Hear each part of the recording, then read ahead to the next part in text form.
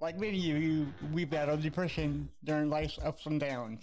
Music has always been the one thing that we could rely on to get us through the tough times that All right. Okay, here we go. All right. So let me get my questions. Okay. Okay, here we go. Hey, everybody. Welcome to When Words Fail Music Speaks with your handicapped host, James Cox. I have a very important guest for tonight's episode of, interview, not episode. So influenced by Earth crisis, strain, and indecision, sane minds and demonstrates that Broken Vow continues to cut their teeth on traditional hardcore of the 90s, while simultaneously pulling from more modern metallic elements. The new EP builds upon the band's sense of urgency initiated on their 2020 demo, which caught the attention of Sunday Drive Records and led to them signing them. Broken Vow is a hardcore band formed in 2020, based out of Connecticut. They released their first demo in the summer of 2020 that delivered a strong anti-fascist, anti-racist message while calling for liberation against the right. Each song is a direct, urgent, and full of revelation and hope for a better, equal future. The band delivers the message with songwriting in the vein of early Earth Crisis, Count Me Out, and Strain. The band is currently preparing to embark a co-headline run across the East Coast with Orange County Band, Take It to Heart, and the Midwest run with Buffalo Spaced. We are excited to talk with two members from the band Broken Vow, with singer Tommy and guitarist Evan. Hey guys, how you doing? Doing good. How are you? Great. Was that a good introduction or what? It's phenomenal. Yeah, Killed perfect. it. Yeah. So I have a major question for y'all right out of the bat. Okay. Mm-hmm. So when I was researching you, I saw you were from New England, but then some other sites said that you're from Connecticut. I don't like false rumors, so I want to clear that up right now. Where are you all from? Yeah, so the band started, and the genesis of Broken Vow was in Connecticut, and we all met at a Connecticut hardcore show, and our like base of operations, so to speak, is still in Connecticut, but just with people's lives changing and members of the band changing, we now have members from Massachusetts, Connecticut, and Rhode Island. So it didn't make sense to just nail it down to one state and just say New England instead. So New England hardcore, but we love Connecticut, and we do a lot in Connecticut. So We had our record release show that was kind of like celebrating the band last weekend, and it only made sense for that to happen in Connecticut. But we're from all over New England. It didn't make sense to just call the band a Connecticut band anymore. Well, New England's great because I've always wanted to visit it. You know, I've been to the Philippines like when I was like 3 or 4. I don't remember anything from it. So New England is one of the places that I really want to go to the most. So It's beautiful. Yeah. So question for you both. So was music the only thing that you wanted to do as far as a career, or did you want to do something else before? Hey, music is my jam. We have very different answers on this. yeah, I think we do. Okay, good. I'm kind of like I don't know. Music is like what, and working on music in like every different facet is what like motivates me the most, and I think it's the sense in which I'm like meant to work. You know what I mean? Is like through music, and I could sit down with a project and not look up for 5 hours and not make any contact with the outside world, and like I'd be fine. But obviously you have to, as a musician, you have to do other stuff to like make ends meet. And I don't know, I'm 19, like I don't, like I want to do this for as long as I possibly can, but at the same time, it's like, it's hard to envision like 10, 15 years down the road, am I gonna be like, oh, I still want to tour with hardcore bands? You know what I mean? Right. Or am I gonna want to like go down another avenue? Who knows? And I'm leaving that door open for sure. So Nice. I guess our answer is a little more similar than I thought. I'm kind of in the same boat. If I can do music as long as I possibly can, then I'd love to. That's always been the dream of mine, but I've also kind of understood from an early age that that's just not the most realistic goal for everybody. I mean, we've been doing great, but it's not something I can make a living on. So we are currently taking this interview right now in my college dorm room, you know, like I'm preparing for the future, but if there's a way that I can make music work for as long as I can make it work, then I'm going to be doing whatever it takes. Yeah, 100%. Yeah, because I know a lot of musicians are doing side jobs as well as starting the music career, and then they're building up their, you know, I mean they're building up their music career better so they can do like a full-time job. So yeah, hell yeah, you know. Yeah, that's the dream for sure. So.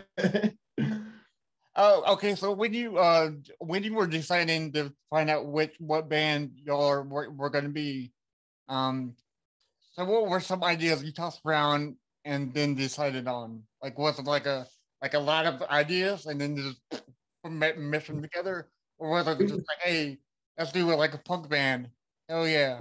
It was a little bit of like a.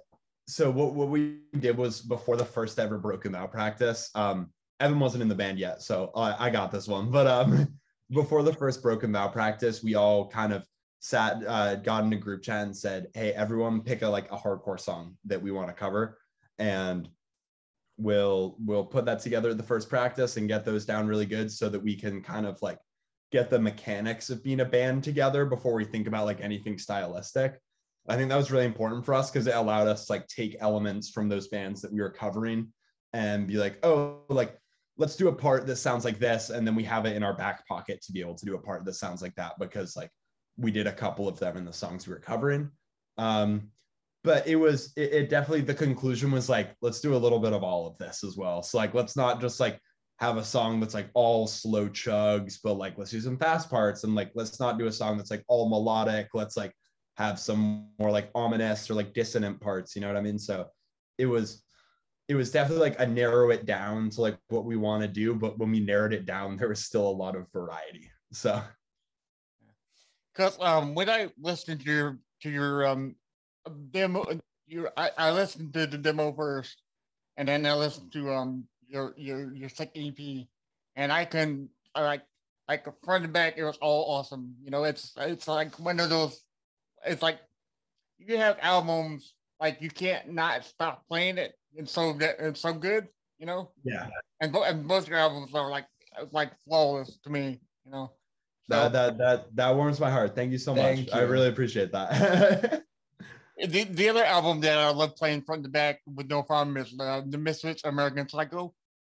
I'm not sure if you all heard of it, but yeah, but that's a good one to get. So okay, I love the Misfits. Anything punk is like famous to me. So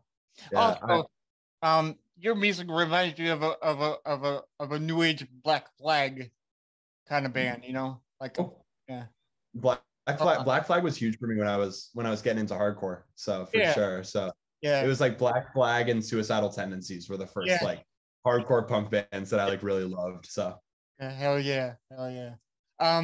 So okay, so with bands coming out now and them signing major record labels, and more bands going to the independent route.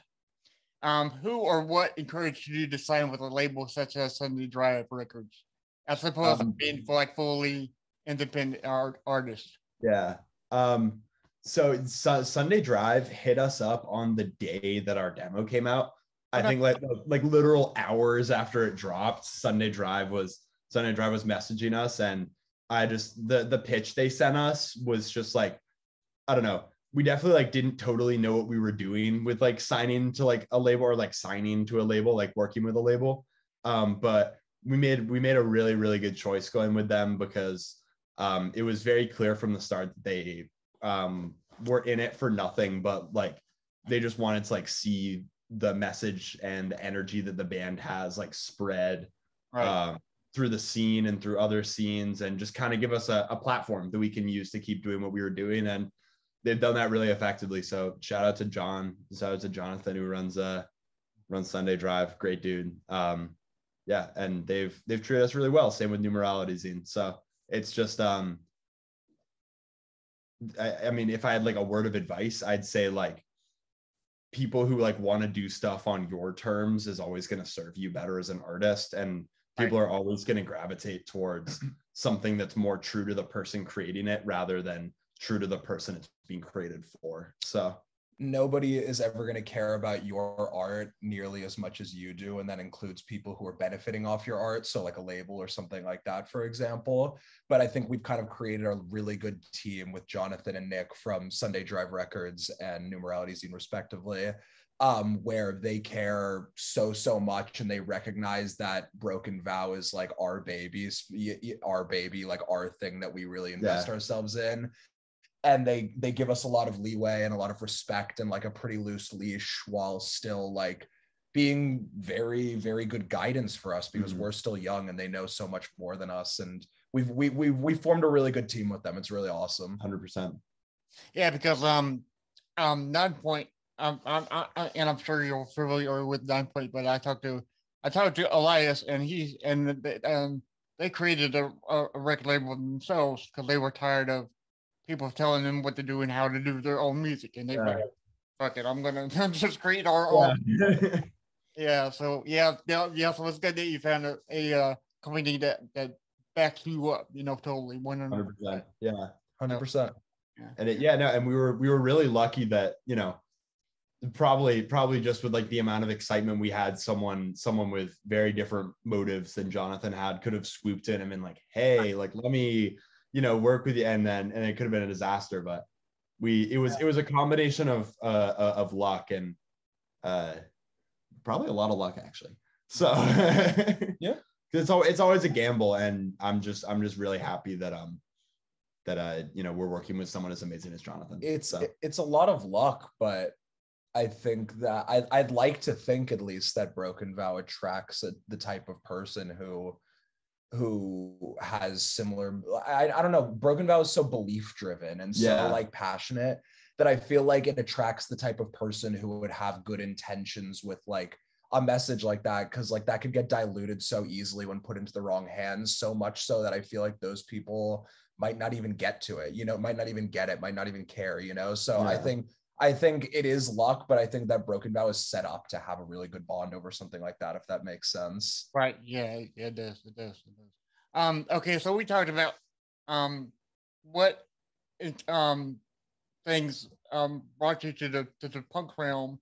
So let me ask you this: with so many subjects to talk about through music and how it needs to get out to the public, I personally, I think it's so great that you talk about anti-racist, anti-fascist subjects.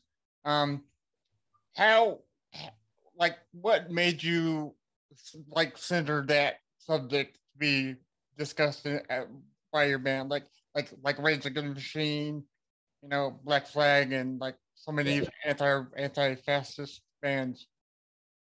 Yeah, so I think it was just whenever I kind of sit down to write for Broken Vow, it doesn't make sense for me to write like emotional ballads about the people who left me, you know what I mean? But like when I hear Broken Vow's music, I think of the political convictions that I hold, and the like the humanitarian and environmental issues that that I care about, and that I try and devote as much of my life to like being productive towards as possible. And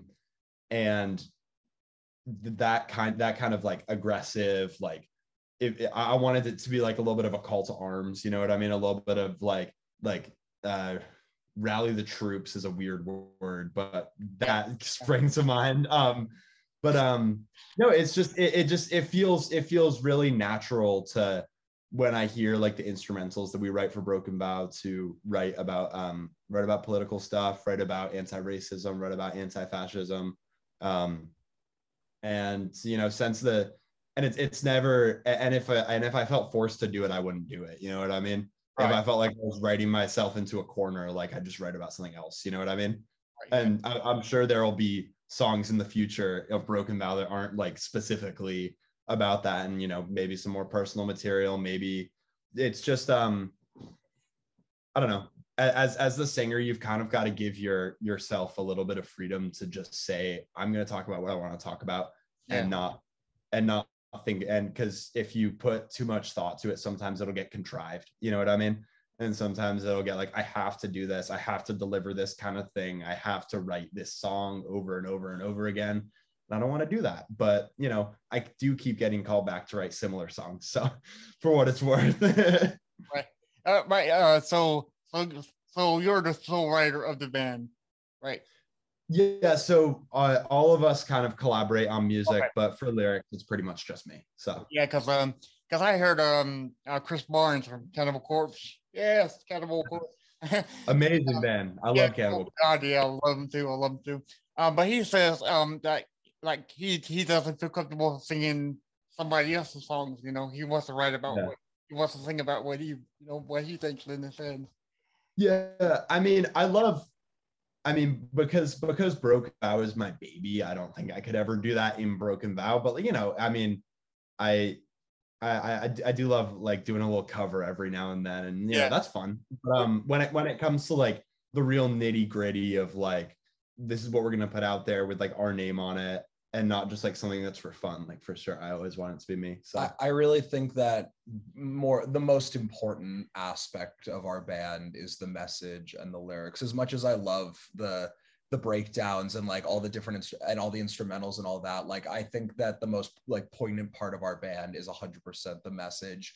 And I think to hand that out to somebody else and it almost dilutes it a little bit. Even if we're giving that opportunity to somebody who we really respect and know would do well with it, I feel like such a huge part of the band is like the whole like youth outrage part of it, and the fact that like we really care so much about like what we've been given and stuff like that. And I feel like there's so few people I think that could do that as well as Tommy does, and I think that keeping it within house is really important. Yeah, and it's like, I don't know, I'd rather be dissatisfied with a lyric that I wrote like cosmetically and be like, I could have worded this better, like I could have put this better, but I still like know I mean it, than like a really well put lyric by somebody else that I'm just like, this feels totally off base. Do you know what I mean? So, and I think that'll, no matter how like pristine the lyrics are, the emotion behind it is going to come across most at the end of the day. So. So let's talk about your voice, Tommy, if you don't mind for a minute. There's many voices like Chris Cornell that like stands out really well, and your voice stands out like perfectly because it's so raspy with like a killer edge to it. So did you train your voice? And if you did, or like did you have a teacher? But if you trained your voice, what advice would you give someone to actually, perfect your voice more? So it's an embarrassing answer, but like I've had a couple years of vocal training, and I use little to none of it for Broken Vow because I just I did a year of music school, and if all throughout high school I was being voice trained through various avenues. And of course, like there are certain, like breath support, vocal warm-ups, voice preservation techniques that I do bring into it. But when I'm in the moment, there's very little that I'm thinking like, oh, like I have to do this right. I have to sing this like with the correct technique. I'm just trying to get mad and trying to yell my head off. So go on. I was just going to say, I think it makes a lot of sense for Broken Vow to be like that. Tommy does backup vocals in another band that we're in together. And for that band, like the shit you're saying is like, it's not meaningless because I love the lyrics to that band as well. But I think that you're accenting what's already there, and you're doing it, and you're singing somebody else's lyrics so you can appropriately use your vocal technique that you've been trained with. But for Broken Vow, like it doesn't make sense to have it be anything but just like as passionate and as raw as you could do it. And if that involves vocal technique, cool. But if it just involves like pure emotional release, then that's what it needs to be. Exactly. Yeah. And I think I at some point, if we keep doing this band as long as I want to do it, I'm gonna need to sit down and think, gosh, how am I gonna keep my voice up on a 30-day tour? Yeah. So but I trust that I'll know when I'm there, and I'll do the right thing. So Evan, what kind of guitar brand do you go to, and why? I use a Gibson SG, and it was the first guitar that I was ever given. I was already a bass player and a drummer at that point. So my parents are kind of like, yo, he's going to be doing this music thing for a long time. And they're like, let's get him a guitar that he can just have like the rest of his life. And like, I'm super stoked that I have that, because I can imagine maybe playing something different for maybe a project that calls for something different, but I think I'll be playing that guitar for as long as I'm playing guitar. When I think of you, I think of that Gibson SG. So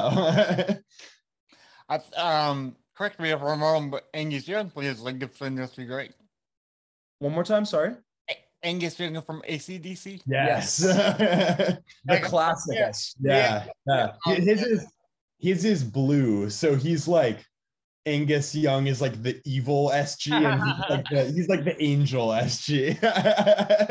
Oh, man, that's awesome! Hell yeah! Okay, so what was the first song you learned on the guitar? I mean, what was the easiest song for you to learn how to play first? You know, I kind of got a two-part answer for this one.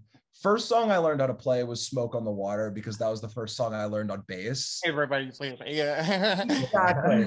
It had to be Smoke on the Water. But the thing is, I picked up the guitar so long ago. And around the time that I started playing guitar, I started playing bass in like pop punk bands in high school and stuff like that. And I didn't take guitar that seriously. It really wasn't until the start of the pandemic that I started like playing guitar seriously. And the song The Reach by One Step Closer was the song that like made me pick up a guitar again. I was like, this song has riffs on riffs on riffs. So I learned that song, and then I was like, wait, guitar is really fun. And like from that, I mean, that was the start of the pandemic. That wasn't that long ago, but like my guitar skills from then to now, it's like a different person. Yeah, I mean, your guitar skills from like when I met you to now is like a different person. Yeah, so fair enough. No, that's so good. You know, it's like I was trying to think of the first, like, I wish I had your experience that like that song like ignited your passion. But when I first took like guitar lessons, I took classical guitar for like 1 or 2 years, and I just learned all these boring fucking songs that I just had no interest in playing. And sure, like it probably made me a better guitar player, but like I think what really ignited my passion for it, because it's like a two-part answer, because like I play guitar and bass in other bands, and I also sing, but I think the song that like ignited my passion for like being a musician was Boulevard of Broken Dreams by Green Day. Yeah. And it was like it wasn't even the like the Green Day recording, it was like the Broadway cast recording. I just had no idea. And I was like, whoa, is he singing and playing guitar at the same time? I was like, I can do both of them, you know. So that was huge for me, for sure. That's so sick. Yeah, because one band that my friend really loves, and he plays guitar too, what got him into guitar playing is Rammstein, you know. Oh yeah, that was a huge band for me back when I was like right when I was getting into metal, because like I was a metalhead, and I still am a metalhead, like way before I'm like a punk kid or a hardcore kid. So that band was like so huge for me when I was like 11 or 12. Yeah. Oh, so how does the band go about writing songs? We know that Tommy focuses on the lyrics, but Evan, do you get with your other bandmates and kind of come up with some songs, or do you have to like full control over it? So most of the songwriting process is Tommy and Harrison, our other guitar player. I joined this band very, very recently, and this is very much still their baby.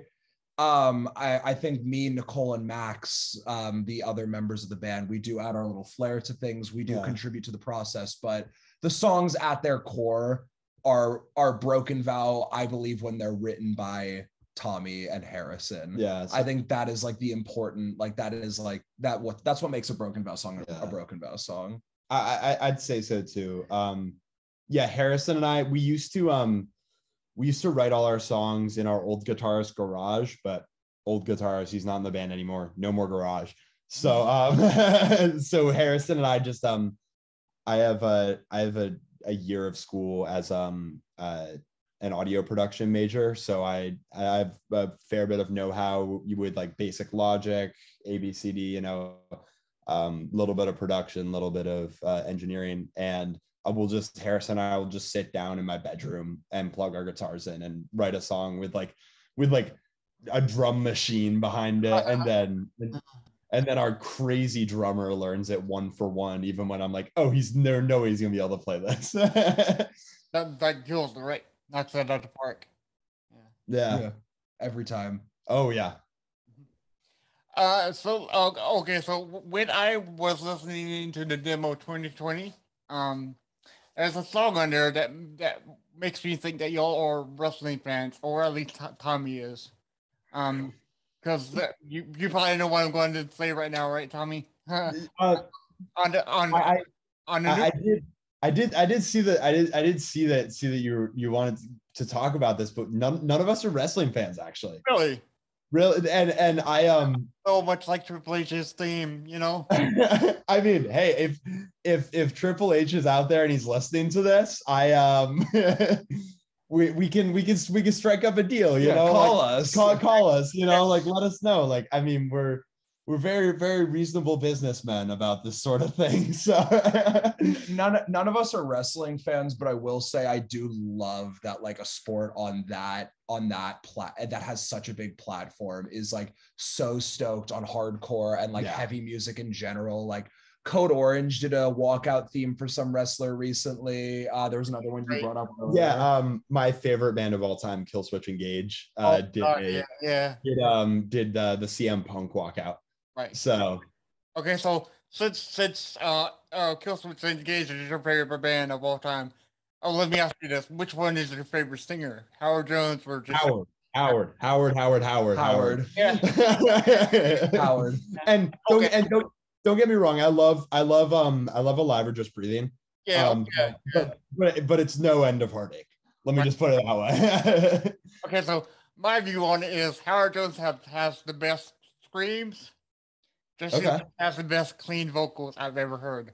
That's a unique take. Usually I hear it the other way around, actually. Usually I hear people say, because like in my opinion, Howard just has the voice of an angel, but people don't talk about his screams. Right. Like screams are crazy. And of course, I mean, Howard was out of the band when I was like 7 years old. So like but I've seen them live with Jesse, and it's amazing. So I remember I saw them on a tour where they did Take This Oath, which is like such a weird song for them to like pull out of nowhere. But I was like 17, and I was like the only person who like knew the words to that song in the entire like theater. And I remember Jesse Leach just like looked at me and he was like, why the hell is this like child no Take This Oath? Like I was a fan, dude. Yeah. So I was like, hey man, everyone else here, they're fake. They don't know what they're talking about. Yeah, but going back to the wrestling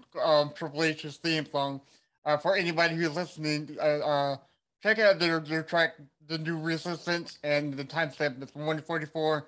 Sounds just like Triple H's theme, so that's great. I think I'm a really stickler for like hearing something that reminds me of this part from the other song. 100%. Yeah. I have that weird, sense. I don't know why. I don't know why I got.